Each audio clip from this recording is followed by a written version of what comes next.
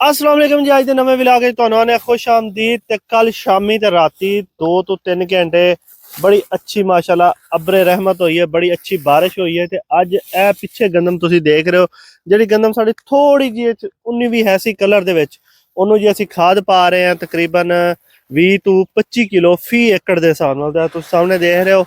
ते उस तो बाद जनाब वाला छट्टा शुरू कराने। ते बारिश तो बाद अगर तुहाडी भी गंदम किधरे पैचेस के अंदर हल्की फुल्की पीली नज़र आ रही है, उनका कलर डिम है, तो बारिश तो बाद तुसी बारिश वाले वत्तर दे विच ऐसा वत्तर जिंदे च पैर रखण नाल जमीन विच पैर खुबे, उस जमीन दे विच तुसी छट्टा कर सकदे हो।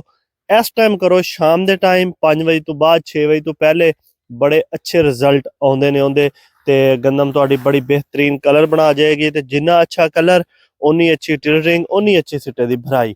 तो जनाब इधर हुण शुरू होने लगी है खाद का छट्टा, तुसी देख रहे हो। ते बाकी तुहाडी गंदम कैसी है। ते कपाह वाली वीडियो एक दिन मजीद डिले वे, ते अज जरा गंदम का छट्टा कर रहे थे, मैं चलो इनकी वीडियो बना ली है। ते इंशाल्लाह जी कपाह वाली वीडियो है वो कल इंशाल्लाह जरूर आएगी। कपाह की मौजूद तरीन वैरायटियां फरवरी काश के हवाले नाल। ते बाकी अपनी गंदम के बारे कोई सवाल है कमेंट सेक्शन में जरूर करो। साडी वीडियोस किवें बेहतर हो सकदियां ने, कोई भी मशवरा तुसी सानू लाजमी दियो कमेंट सेक्शन में जरूर कमेंट करो। इजाजत दियो, अल्लाह हाफिज।